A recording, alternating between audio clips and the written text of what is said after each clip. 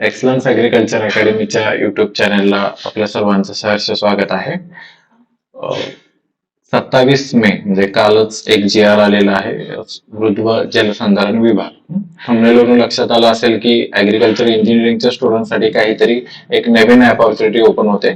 So त्या संदर्भात आपण थोडी चर्चा करणार आहोत. डिरेक्टली आधी काय संधी आहे हे मी तुम्हाला सांगतो, मग डिटेलली हा GR कसा निघाला, त्यात कुठली कुठली पद आहेत वगैरे आपल्याला बघता येईल.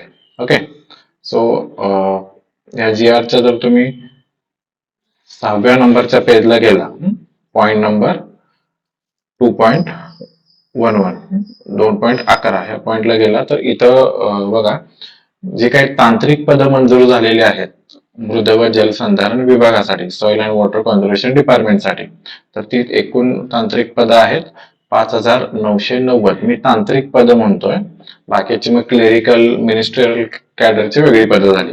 तर याच्यामध्ये असा डिसिजन झालेला आहे की 60% पदं ही सिव्हिल इंजिनिअरिंग च्या विद्यार्थ्यांमधून भरली जातील आणि 40% ही कृषी अभियांत्रिकी विद्यार्थ्यांमधून भरलं जाईल. आता ऍग्री MPSC मध्ये आधी बघा, BSc ऍग्रिकल्चर आणि ऍग्रिकल्चर इंजिनिअरिंग दोघांसाठी सिलेबस वेगळा होता.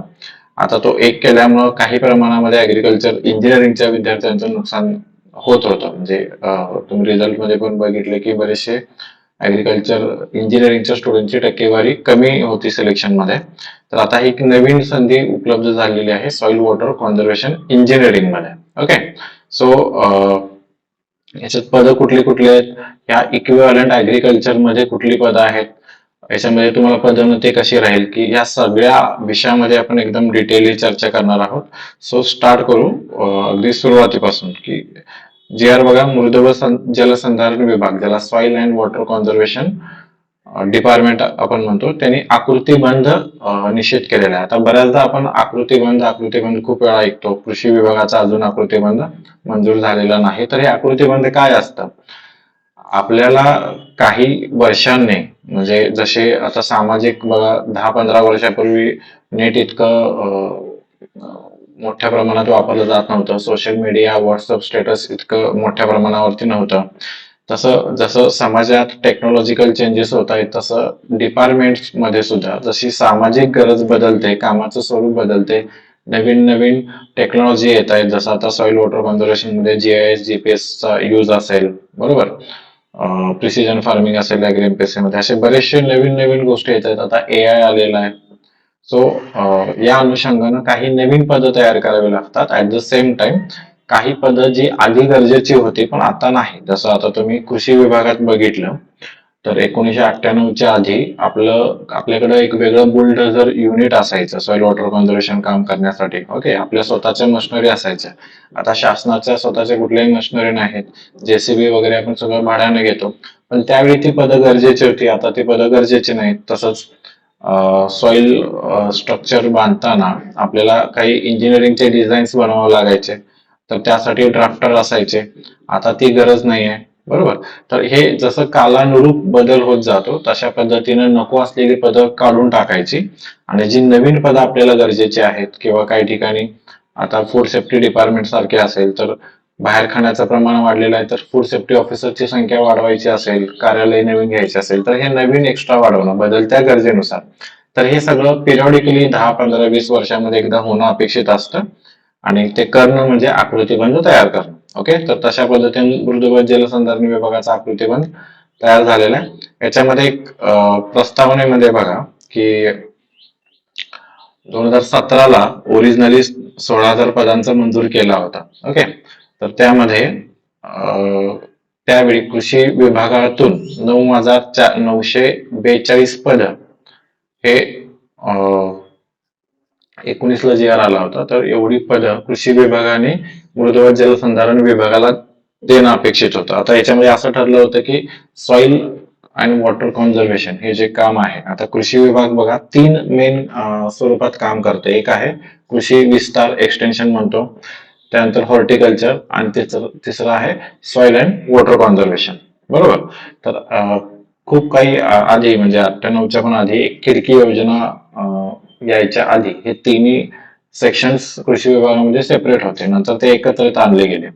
आता याच्यातील सॉइल आणि वॉटर कन्झर्वेशन सेपरेट करून तो मृद व जलसंधारण विभागाला जोडायचा हा हा जो डिसिजन आहे हा खूप आधी झालेला आहे. त्या अनुषंगाने 19ला असं ठरलं की मग कृषी विभागातून 9,000 पद आहेत ती वर्ग करायची. आता मी त्यावेळी सेवेत होतो, इव्हन आम्हाला पण त्यावेळी ऑप्शन विचारलं गेलं होतं, पण हा GR पुढे इम्प्लिमेंट नाही झाला. कृषी विभागाकडून मृद व जलसंधारण विभागाला ही पद काय नाही झाली, ट्रान्सफर नाही झाली. ओके, सो आता कृषी विभागाचा आकृतीबंध होताना सुद्धा आता मृद व जलसंधारणचा काम कृषी विभागाकडे असणार नाही हे इथं गृहीत धरलेलं आहे. ओके, सो मग आता नवीन आकृतीबंध मंजूर करताना हे 9,900 पद झालं की हे स्विच नाही झाले, हे ट्रान्सफर नाही झाले. मग आता नवीन आकृतीबंध करताना कृषी विभागातील ही पद काही पद घेतलेली आहेत. आता ते घेताना हे काम स्पेसिफिकली काय म्हणतो आपण सॉइल आणि वॉटर कॉन्झर्वेशन रिलेटेडच आहे. सो इथे ही पद घेताना असं ठरलं की ऍग्रिकल्चर इंजिनिअरिंगच्या विद्यार्थ्यांना याच्यामध्ये संधी द्यायची. ओके, तर त्या पद्धतीनं मग हा आकृतीबंध तयार झालेला आहे.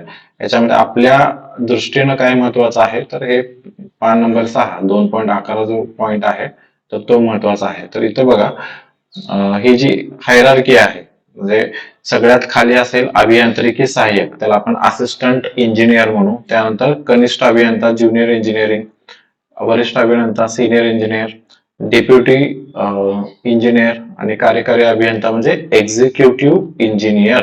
ओके, लक्षात येते का? आता एक्झिक्युटिव्ह इंजिनियर हे प्रमोशनचं पद आहे. आपल्याकडे थोडं इक्विव्हॅलंट आपल्याला कृषी विभागात पद बघायचं असेल तर DSAO district superintendent of agriculture officer किंवा शॉर्ट फॉर्म मध्ये आपण SAO म्हणतो. DDA क्लास 1 पोस्ट आहे. ऍग्री MPSC मधून आपण क्लास 1 सिलेक्ट झालो, सो त्यानंतरचं पहिलं प्रमोशन तुमचं हे SAOचं असतं. लक्षात आलं? तर हे इकडं कार्यकारी अभियंता म्हणून आहे. ओके, हे प्युअरली प्रमोशननी पद असणार आहे. ह्याच्या खालची ही जी पदं आहेत ही MPSC मार्फत भरली जातील. आता याच्यातलं जे अभियांत्रिकी सहाय्यक आहे हे कृषी सहाय्यक किंवा आता आपण त्याला सहाय्यक कृषी अधिकारी हे नाव दिलेलं आहे किंवा जॉईन होतो त्यावेळी आपण कृषी सेवक म्हणून जॉईन होतो. तर हे S8 म्हणजे कृषी सहाय्यक किंवा सहाय्यक कृषी अधिकारी जे ग्राउंड लेवलचं पद आहे ऍग्रिकल्चर MPSCचं, त्याच्या इक्विव्हॅलंट हे पद आहे. सो ऑफकोर्स हे गट क चं पद आहे. सो आता ह्याची भरती सुद्धा MPSCच घेईल. कंबाईन जे काय सिलेबस वगैरे पुढे येईल तो विषय. ओके, राहिलेली ही जी 3 पद आहेत उप अभियंता, वरिष्ठ अभियंता आणि कनिष्ठ अभियंता, ही पद MPSC घेईल. आता पुन्हा इथं काय होणार आहे बघा की जसं ऍग्री MPSC राज्यसेवेला जोडलं गेलं, पूर्व परीक्षा एकत्रित केली गेली, तशाच पद्धतीनं सॉइल वॉटर कॉन्झर्वेशन अंतर्गत ही जी पदं भरली जाणार आहेत सिव्हिल इंजिनिअरिंगची आणि ऍग्रिकल्चर इंजिनिअरिंगची, तर याच्यासाठी सुद्धा जी काय राज्यसेवेची पूर्व असेल ती तर ऑलमोस्ट म्हणजे कॉमनच राहणार आहे. त्यानंतर मुख्य परीक्षा मात्र वेगळी होईल. आता पुन्हा इथं स्थापत्य अभियांत्रिकी सिव्हिल साठी 60% पद आहेत, ऍग्रिकल्चर साठी 40% पद आहेत. सो जाहिरात येताना सेपरेट जाहिरात येईल की कृषी अभियांत्रिकीची किती पद असणार आहेत आणि सिव्हिलची किती पद असणार आहेत. अगेन जर भरती दोघांची सेपरेट होणार असेल तर दोघांचा सिलेबस पण मोस्ट लाईकली वेगळाच येईल. ओके, त्यामध्ये असंही होईल की जसं ऍग्री MPSC ला एक पेपर कॉमन होता इंजिनिअरिंग आणि BSc ऍग्री मध्ये आणि सेकंड पेपर दोघांना वेगवेगळा होता, तसा पद्धतीने पण असेल. अजून याच्यावरती सिलेबस वगैरे आयोगाने काही डिक्लेअर केलेलं नाही किंवा विभागाकडून काही आलेलं नाही. ओके, पण ही सगळी गॅझेटेड पदं असल्यामुळं ही तिन्ही पदं जी आहेत ही राज्यसेवेशी संलग्न होतील, म्हणजे ती टेक्निकल सर्व्हिसेस मध्ये येतील. आता टेक्निकल सर्व्हिसेस मध्ये कुठली पदं आहेत? ऍग्रिकल्चर, वनसेवा, त्यानंतर फूड सेफ्टी ऑफिसर, बरोबर, त्यानंतर सिव्हिल इंजिनिअरिंग, मेकॅनिकलची पदं असतील RTO वगैरे, सगळे टेक्निकल कॅडर मध्ये येतात. तर त्यामध्ये सॉइल वॉटर कॉन्झर्वेशन डिपार्टमेंटचं हे नवीन टेक्निकल एक्झाम ऍड होणार, ज्याच्यासाठी पूर्व परीक्षा कॉमनच असेल. अगेन हा काय डिसिजन झालेला नाही, पण मोस्टली आता हा पॅटर्न फॉलो होतो, त्यामुळे आपण एक 99% म्हणू शकतो की राज्यसेवा पूर्व आणि याची पूर्व पण सेम असेल. आणि मुख्य परीक्षेचा मात्र सिलेबस काय असणार आहे, परीक्षा पद्धती काय असणार आहे, किती मार्काचे किती पेपर वगैरे असतील, तर हे सगळं आता येता अवकाश पुढे MPSC डिक्लेअर करेल. ओके, सो आता लगेच आकृतीबंध आला म्हणजे उद्या लगेच ऍडव्हर्टाईज येणार का, तर असं होत नाही. हे आता जो काय आकृतीबंध आहे टोटल 5,990. आता डिपार्टमेंटमध्ये काही पद ऑलरेडी काही ऑफिसर कार्यरत असतील, सो टोटल रिक्त किती पदं होतील, तर ती रिक्त पदं आधी बघितली जातील. त्यानंतर मग परीक्षा कशा पद्धतीने घ्यायची, त्यासाठी सिलेबस काय असेल हे आधी डिक्लेअर केलं जाईल आयोगाकडून, आणि त्यानंतर याची जाहिरात येईल. सो माझं सजेशन हे राहील की ऍग्री इंजिनिअरिंगच्या सोडून विद्यार्थ्यांसाठी ही एक नवीन संधी ओपन झालेली आहे. पण जे विद्यार्थी जुने आहेत, ज्यांना पास आउट होऊन 5-6 वर्ष झालेले आहेत, तर तुम्ही लगेच आता उत्साहाच्या भरामध्ये याच्या तयारीला वगैरे नका लागू. याला कारण असं की ही सगळी परीक्षा पद्धती, सिलेबस आणि जाहिरात ही प्रोसेस आहे, तर याला कमीत कमी तुम्हाला 5-6 महिने तर लागणार आहेत. सो आता 31 मे ला जी एक्झाम आहे 2026 साठी राज्यसेवा पूर्व आहे, तर त्यामध्ये तर काय याचा समावेश होणं शक्य नाही. सो मोस्ट लाईकली 2027च्या एक्झाम मध्ये ही जाहिरात येऊ शकते. सो अजून याच्या पूर्व परीक्षेलाच 1 वर्ष आहे, आणि त्यानंतर मुख्य परीक्षा, म्हणजे आजपासून 1.5 वर्षांनी मुख्य परीक्षा होणार आहे. सो लगेच मग मुख्य परीक्षेचा मी थोडा अभ्यास करतो, डिग्रीचा माझा आता टच राहिलेला नाहीये, तर असं नका करू.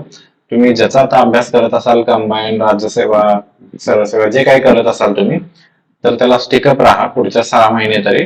आणि याचा अवकाश सिलेबस येईल, क्लिअरिटी आल्यानंतरच अभ्यासाला सुरुवात करा. आणि तुम्ही कुठे आता ऑलरेडी करत असलेला अभ्यास चांगला असेल, कुठेतरी जॉईन तुम्ही होत असाल, तर ती चांगलीच गोष्ट आहे. ही क्लिअरिटी आल्यानंतर पुढच्या वर्षी जाहिरात आल्यानंतर तुम्ही अभ्यास करू शकता. कारण असंही ज्यावेळी जाहिरात येईल, सिलेबस येईल, परीक्षा पद्धती येईल, त्यानंतर सगळे तसे नवीनच असणार आहेत. आता जे जस्ट पास आउट होतील ह्या वर्षी, तर त्यांना माझं सांगणं हेच राहील ऍग्री इंजिनिअरिंगच्या स्टुडंटना, की तुम्ही जस्ट पास आउट आहात, तर तुमचं जो काही मेन्सला ऍग्री इंजिनिअरिंगचा सिलेबस असणार आहे, तर तो तसाही तुमची डिग्री जस्टच पास आउट असल्यामुळे काहीतरी कानावरून गेलेला आहे, तुम्हाला माहित आहे, टच मध्ये आहात. सो तुम्हाला मेन्सची इतकं काही काय म्हणतो आपण त्याला, तयारी आता करायची गरज नाही. तुमच्यासाठी सगळ्यात चॅलेंजिंग काय असणार आहे की प्रिलिम क्वालिफाय होणं. आता अगेन इथं फक्त कृषी अभियांत्रिकीचेच विद्यार्थी असणार आहेत, सो कम्पॅरेटिव्हली प्रिलिमला कट ऑफ कमी लागेल. पण आता हे खूप वर्षांनी एक्झाम होते, त्यामुळे इमॅजिन करा एखादा जुना विद्यार्थी जो पास आउट होऊन 7-8 वर्ष झाले असतील, 10 वर्ष झाले असतील, ऑलरेडी तो दुसरी सेवेत असेल किंवा प्रायव्हेट मध्ये असेल, तर त्याला तो इकडे स्विच होऊ शकतो. सो खूपच कमी लागेल का प्रिलिमचा कट ऑफ, असं नाही वाटत. पण कम्पॅरेटिव्हली इव्हन ऍग्री एमपीएससी पेक्षा पण थोडा कमी लागू शकतो. पण स्टील नवीन विद्यार्थ्यांना तेवढा पण कट ऑफ क्लिअर करणं हे चॅलेंजिंग असणार आहे, लक्षात घ्या. त्यामुळे आता तुम्ही जस्ट पास आउट झाला असाल, तर तुमचा फोकस हा जो काय कोर आहे राज्यसेवा पूर्व, जे पास झाल्याशिवाय तुम्ही पुढे जाऊ शकत नाही, तर त्याच्यावरती ठेवा. त्या अनुषंगानं तुमचं जीएस चांगलं होईल, सॅट मध्ये बुद्धिमत्ता चांगलं होईल. उद्या समजा एमपीएससी मधून जागा पुढच्या वर्षी येणार असतील, पण अभियांत्रिकी सहाय्यकाच्या जागा जर कळवल्या गेल्या, सिलेबस वगैरे हे झालं, आणि आता जसं कृषी सेवकच्या जागा एमपीएससी कडे जाणार आहे, तशा ह्या पण गट क मध्ये वगैरे जातील, तर हे एकाच वेळी तुम्हाला करता येईल. तिथेही तुम्हाला अगेन जीएस असणार आहे, कॉन्ट्रेजिंग असणार आहे. सो राज्यसेवा पूर्व मधून तुमचं तो अभ्यास सुरू होईल. ओके, सो त्या पद्धतीने करा. बाकी कुठे कुठे कार्यालय असणार आहे, तर एवढ्या डीप मध्ये आता आपल्याला बघायची गरज नाही. इव्हन महानगरपालिकेमध्ये पण बघा, वरिष्ठ अभियंताचं एक पद दिलेलं आहे 16 महानगरपालिकेमध्ये, तर हे एक्स्ट्रा असणार आहे. त्यानंतर मुंबई, पुणे, पिंपरी चिंचवड, नाशिक इथं पण एक पथक असणार आहे, त्यामध्ये पण तुम्हाला संधी असणार आहे. सो बाकी ह्याचं स्ट्रक्चर काय असेल आता हे तुम्ही बघायची गरज नाही. आपल्याला ऍग्रिकल्चर इंजिनिअरिंग साठी कुठली पदं आहेत आणि त्याचं केडर काय आहे, म्हणजे इक्विव्हॅलंट टू ऍग्री एमपीएससी काय, हे मी तुम्हाला सांगितलं. सो हे टेक्निकल केडर आहे, लक्षात घ्या. तुम्हाला एकच काम करायचं आहे, सॉइल वॉटर कॉन्झर्वेशन. हे खूप चांगलं आहे. सो ही खूप चांगली संधी तुम्हाला चालून आलेली आहे. मागचे 2-3 वर्ष ऍग्री इंजिनिअरिंगना ऍग्री एमपीएससीच्या सिलेबस मधून तो पेपर सेकंड जो सेपरेट होता तो कॉमन केल्यामुळं तसं नुकसानच झालं होतं.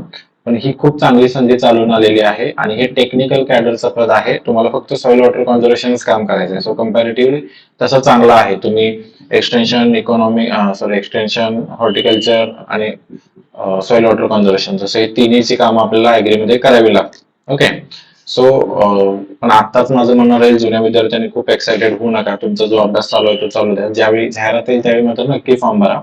नवीन विद्यार्थ्यांनी प्रिलिम्स वरती जोर द्या. ओके. सो आणखीन याच्यामध्ये काय आहे, एकच मिनिट. इथं तुम्ही जर पुढे गेला तर इथं तुम्हाला प्रत्येकाचं पे स्केल दिलेलं आहे. प्रमुख आहे ते आयुक्त असणार आहेत, मुख्य अभियंता इथपर्यंत तुम्ही प्रमोशनने जाऊ शकता.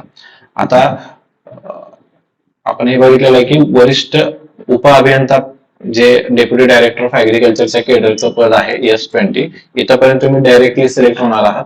इथून तुम्ही कार्यकारी अभियंता जो आहात तो प्रमोशनने तुमचं तिथं तुम्ही प्रमोशनने त्या पदावरती पोहोचणार आहात. ओके.